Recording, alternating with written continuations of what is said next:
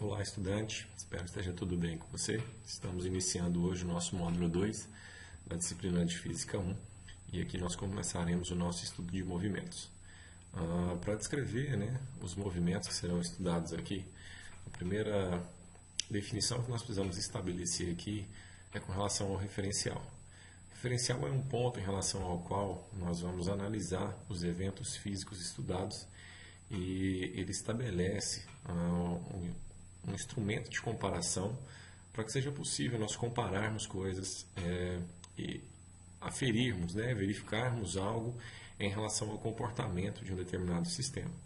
Um referencial é um ponto que você pode escolher de forma mais conveniente ou da forma que você achar mais conveniente para o contexto do problema específico que você está resolvendo. Ele não necessariamente precisa ser um ponto parado, em repouso, mas precisa ser um ponto fixo no sentido de que você usará esse mesmo ponto para as análises que serão feitas, para todas as análises que serão feitas referentes ao evento que você está estudando. Então, nós trataremos o referencial como um ponto escolhido para estabelecer um sistema de coordenadas que nos auxiliará, por exemplo, a determinar qual é a posição de um objeto, se ele muda de posição em relação a esse referencial, qual seria a sua velocidade, a sua aceleração em relação ao referencial que está sendo escolhido. Bom, no contexto do nosso estudo, qualquer ponto então que nós escolhermos como ponto de comparação, ele será o nosso referencial e nós associaremos a ele uma construção matemática que nos permitirá avaliar aí posições, velocidades e acelerações e assim por diante. Dentro desse contexto de localização de um objeto dentro de um sistema de referências, a gente tem que lembrar que a posição de um objeto vai ser representada por um vetor. O vetor é um elemento que representa módulo, direção e sentido, vai ser representado então por uma seta e nós trataremos aí de situações reais no contexto de um mundo tridimensional. Então a gente tem que lembrar aí que dentro do plano cartesiano, utilizado lá na matemática, nós vamos ter três eixos, o eixo X, o eixo Y e o eixo Z, para descrever as várias possibilidades de movimentação e orientação de um objeto dentro do nosso sistema estudado.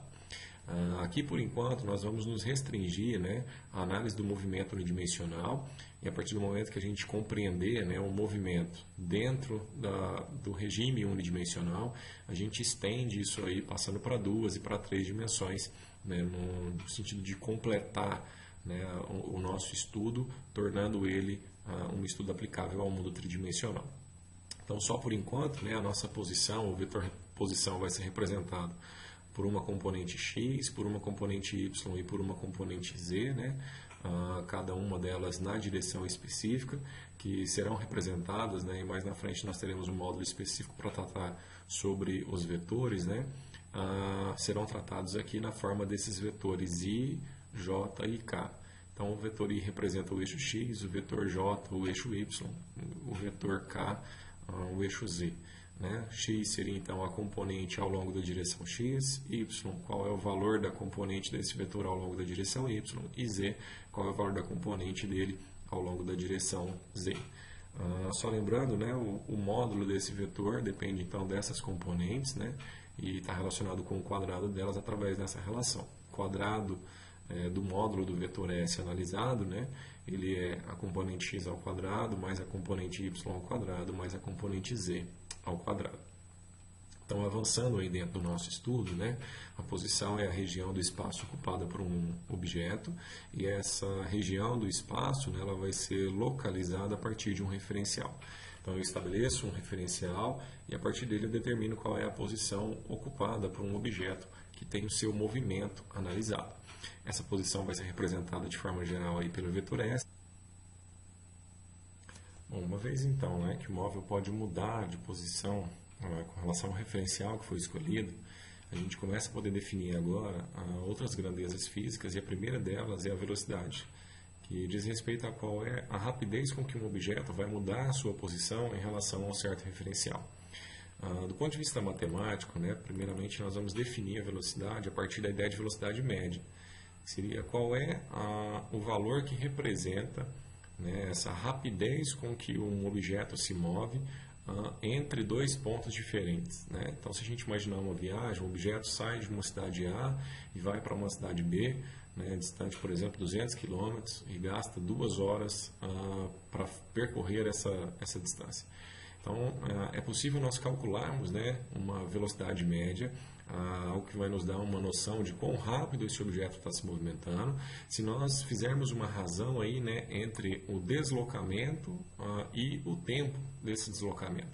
Então, a velocidade média é definida como uma distância dividida por um tempo, de forma um pouco mais explícita, né? A posição final menos a posição inicial, dividido pelo tempo final menos o tempo inicial. Então, no caso do meu exemplo, né, são 200 km dividido por 2 horas, isso nos dá uma velocidade média de 100 km por hora. O que significa dizer que a cada hora que passa, esse objeto se move 100 km, ou se ele se move 100 km, transcorreu um tempo de 1 hora. O detalhe da questão da velocidade média é que ela não representa a velocidade que o objeto tem ao longo de todo o percurso. Então, por se tratar de uma média, ela representa de maneira geral esse movimento, mas não significa que o objeto se movimentou o tempo todo com essa velocidade. Isso porque ele pode ter aumentado a sua velocidade durante a viagem para realizar uma ultrapassagem, ou ter reduzido a sua velocidade para passar em um quebra-mola, ou ainda pode ter feito uma parada para reabastecimento ou para alimentação. Então, embora ela traga uma noção, né, da rapidez com que esse objeto se move, ela não traz uma noção exata do movimento desse objeto. Por isso, nós definimos também a velocidade instantânea, que seria a velocidade que um objeto tem em um determinado momento, né, à medida que ele passa por uma dada posição. Para definirmos, né, a velocidade instantânea, a gente vai utilizar como base a velocidade média. Mas agora introduzindo os conceitos lá do cálculo, né, as ideias de limite, de derivada, eu vou apresentar aqui de forma mais simples para vocês. Vocês vão ver isso de forma mais aprofundada na disciplina de cálculo. Então, a ideia da velocidade instantânea é que nós vamos calcular uma velocidade média, mas considerando agora um limite, onde esse intervalo de tempo ele é bastante curto. Então, quanto menor esse intervalo de tempo, mais preciso, né, vai ser a informação da velocidade para um determinado ponto específico. A ideia aqui, então, é que nós vamos pegar um ponto imediatamente antes e um ponto imediatamente depois, aquele onde nós queremos investigar o valor da velocidade. Significa dizer que eu vou fazer uma média entre dois pontos muito próximos, né, um antes e um depois do momento em que eu estou querendo analisar exatamente. Então, a ideia de velocidade instantânea é nós fazermos uma velocidade média para esses dois pontos, né, que estão em volta aí do ponto que eu quero analisar, de tal forma que quando eu calcular a média entre eles, eu encontro o valor específico do ponto que eu estou querendo. Então, matematicamente, a gente define essa velocidade como uma distância dividida por um tempo, né, mas num limite onde esse intervalo de tempo tende para zero, de forma que eu consiga pegar um ponto. Essa é a definição de derivada, né? Essa relação que nós estamos construindo com a ideia de limite, e é por isso que nós podemos dizer que a velocidade ela é a derivada da função posição em relação ao tempo. Do ponto de vista matemático, né, nós vamos trabalhar com funções que nós chamamos de funções polinomiais. São funções que obedecem a uma relação do tipo x igual a uma constante a que multiplica t elevado a n, né? T é a nossa variável e n é um expoente para ela. E para essas funções, né, polinomiais, a regra da derivada ela é bastante simples, né? Então, foi apresentada no módulo passado. Nós pegamos esse expoente, passamos ele multiplicando o valor da constante que aparece e reduzimos uma unidade, né, nesse expoente. Então, a velocidade, sendo a derivada da posição em relação ao tempo, ela seria calculada, né, se a função posição for essa expressão at elevado a n, como n vezes a, que multiplica t elevado a n menos 1. Como exemplo matemático, né, eu coloquei aqui do lado, imagina uma função x de t do tipo 4 vezes t elevado à quinta. Então, a velocidade seria derivada dessa função posição, e aí quando a gente deriva essa função, né, o 5 ao expoente passa multiplicando 4, então 5 vezes 4 dá 20, e eu reduzo uma unidade nesse expoente, então ele passa de 5 para 4. Ou seja, a velocidade em função do tempo para esse objeto, ela seria algo do tipo 20 vezes t elevado à quarta. Ou seja, se eu tenho, né, a posição desse objeto, quando eu derivo, eu determino qual é o valor da sua velocidade. Do ponto de vista gráfico, né, essa velocidade instantânea, ela representa aí qual seria a inclinação da reta tangente à curva. Então eu apresentei aí um gráfico para você da posição em função do tempo, né, onde a curva contínua em azul representa o conjunto de pontos ocupados, né, por um determinado móvel. Você observa que ele tem um movimento para frente, né, no sentido positivo de X, depois ele inverte e começa a andar, né, no sentido oposto, e aí ele inverte novamente seu movimento, avançando aí no sentido positivo de X. Bom, então se nós pegarmos dois pontos, né, eu destaquei esses dois pontos aqui mais no final do caminho representado, né, da trajetória descrita por esse objeto, o que nós vamos ter é uma variação na posição, né, em termos de uma mudança no tempo. E aí, se nós associarmos, né, para esse trecho aí, a variação do tempo com a variação da posição, a gente consegue construir um triângulo retângulo, né, onde no eixo vertical aparece aí a posição e no eixo horizontal aparece aí o tempo. Então, nós temos aqui um ângulo de inclinação θ, cuja relação, né, com esse ΔX e com o ΔT é através da tangente. Né? A tangente do ângulo θ seria o ΔX dividido pelo ΔT. Como nós estamos falando, né, em velocidade instantânea, né, então eu vou tentar trazer esse intervalo de tempo para zero. Então, na verdade, eu faço a derivada da posição em relação ao tempo, que é a definição que nós demos para a velocidade instantânea, e ela está associada, então, com a tangente desse ângulo θ, ou seja, com a inclinação que a curva vai apresentar, né, em cada um dos pontos que nós selecionarmos. Né? Então, aqui ela vai ter uma inclinação positiva, apontando para cima, nesse outro trecho aqui, uma inclinação negativa, né, apontando para baixo. Então, a velocidade instantânea, né, ela tem a ver com a inclinação da função posição em função do tempo. Fazendo aqui, né, já uma introdução para o que seria o correspondente, né, à derivada, mas no outro sentido, né, o processo de integração, a velocidade ela é definida como a derivada da posição em relação ao tempo. Então, nós podemos escrever aí de uma forma análoga, né, que um pequeno deslocamento no eixo X ele corresponde a um produto de velocidade por intervalo de tempo.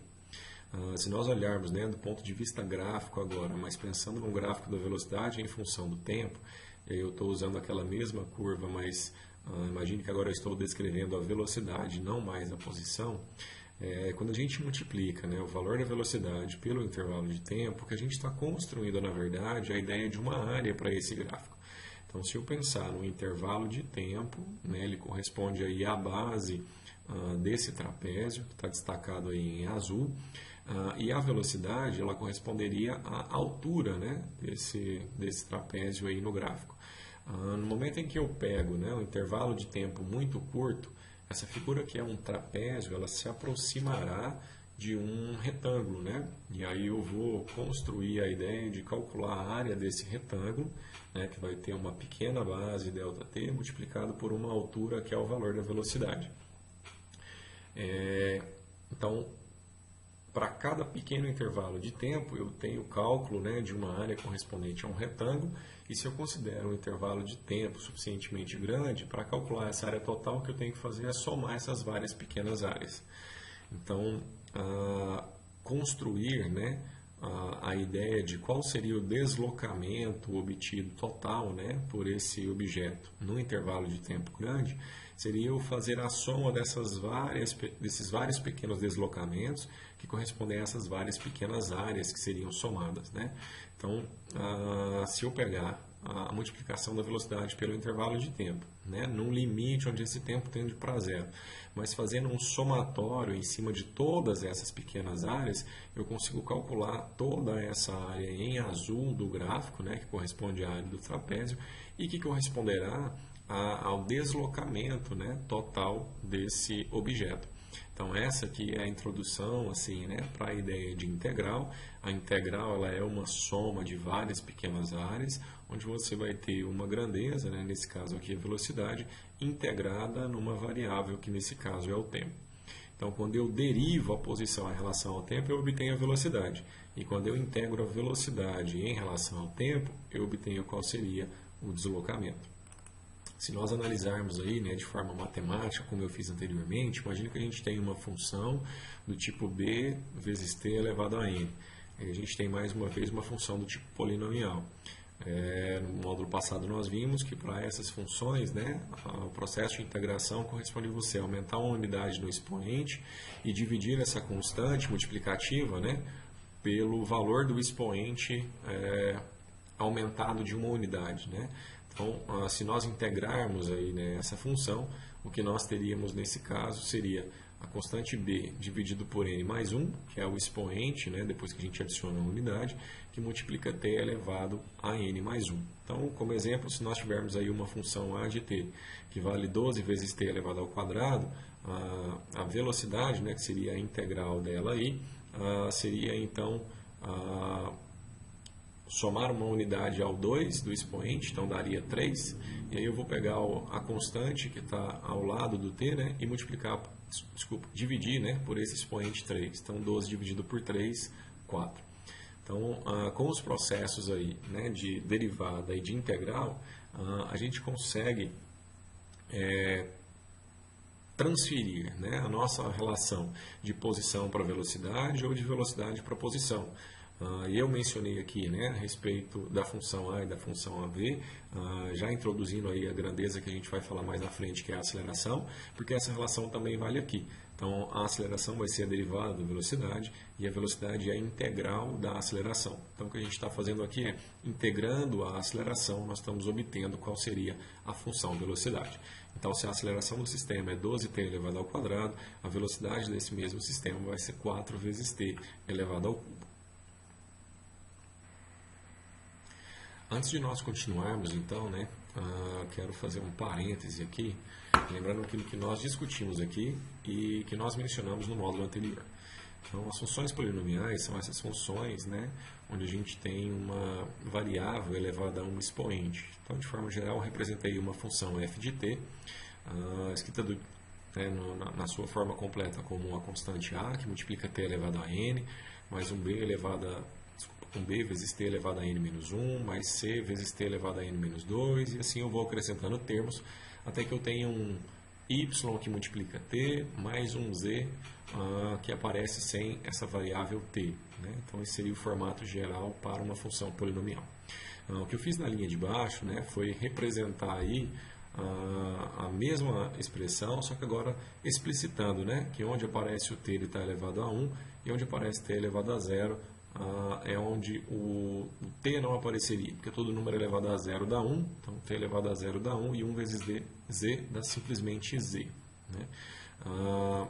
Como um exemplo matemático, né, dessa função, eu poderia escrever aí 8 vezes t elevado ao quadrado mais 6t mais t, é um exemplo de função polinomial, e eu vou explicitar ela aí como 8t ao quadrado mais 6t elevado a 1 mais 3t elevado a 0. Né? Então, é a mesma equação, só que em um dos casos eu explicitei a variável com todos os seus expoentes. E aí o que eu quero mostrar para você é como é que ficaria a questão da derivada. Né? Então, quando eu derivo essa função em relação a t, né, o que eu tenho que fazer é pegar esse expoente, subtrair uma unidade e passar esse expoente aqui multiplicando. Né? Então, o 2 desce multiplicando o 8, o t fica elevado a 2 menos 1. Aqui o expoente é 1, né? Então o 1 desce multiplicando o 6 e o expoente fica 1 menos 1. Aqui, né, no 3, que é 3t elevado a 0, o 0 desce multiplicando e o expoente ficaria 0 menos 1. Então 2 vezes 8 dá 16, o 2 menos 1 dá 1, ficaria 16 vezes t elevado a 1. 1 vezes 6 dá 6, e no expoente 1 menos 1 dá 0, então ficaria 6t elevado a 0, mais 0 vezes 3 dá 0, vezes t elevado a qualquer coisa vai dar 0. Então, o final dessa expressão seria 16t mais 6. Essa é a relação para a derivada dessa função que nós havíamos explicitado aqui em cima. Da mesma forma que a gente fez, né, para o caso da derivada, é possível a gente fazer também para a integral. Né? Então, estou pegando aí a mesma ideia, né, de funções polinomiais, só que agora escrevendo a função que nós obtemos, né, que nós obtivemos no exercício anterior. Então, a função agora é 16t mais 6, ou 16t elevado a 1 mais 6t elevado a 0 mais 0. E aí eu estou explicitando esse 0 aqui por um motivo que vai ficar claro logo ali na frente. Então, quando nós fazemos a integração, né, o procedimento agora é eu somo uma unidade no expoente e divido pelo valor, né, desse novo expoente. Então, onde o t está elevado a 1 ficaria 1 mais 1, e aí eu vou dividir o valor da constante por 2. Onde o t estava elevado a 0, ele vai ficar elevado a 0 mais 1, e aí eu divido por 1 a constante que aparecia ali ao lado. E no caso, né, do zero, eu não tenho um t aparecendo aqui, né, então não teria nada aqui a acrescentar, né, então continuo somando um zero aqui ao lado. E para finalizar aí, né, só uma questão de ajuste matemático, né, no processo de integração. Então 16 dividido por 2 dá 8, t elevado a 1 mais 1 que dá t ao quadrado, 6 dividido por 1 dá 6, t elevado a 0 mais 1 que dá 1. E aí apareceria aqui mais uma constante, e eu vou mostrar para você já o porquê dessa constante.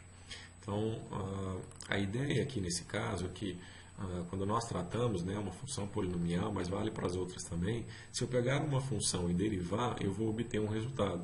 A ideia é que quando eu pegar esse resultado e integrar, eu tenho que retornar para a mesma função que eu tinha antes. Então eu coloquei aqui em vermelho que quando nós derivamos, né, essa função, o resultado que nós obtivemos foi 16t mais 6. E agora, né, quando nós integramos essa função 16t mais 6, o resultado que nós obtivemos foi 8t ao quadrado mais 6t elevado a 1.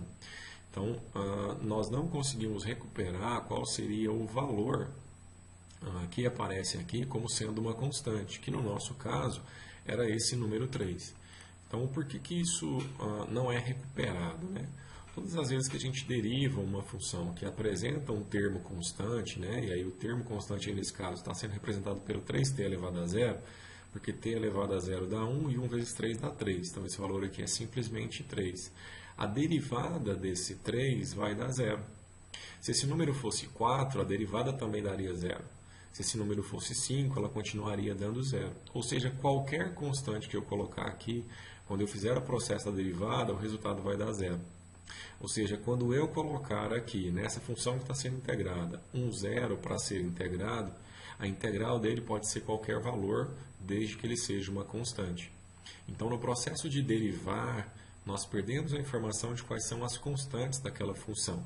E aí, quando nós integramos essa função novamente, a gente não tem condições de avaliar qual seria essa constante.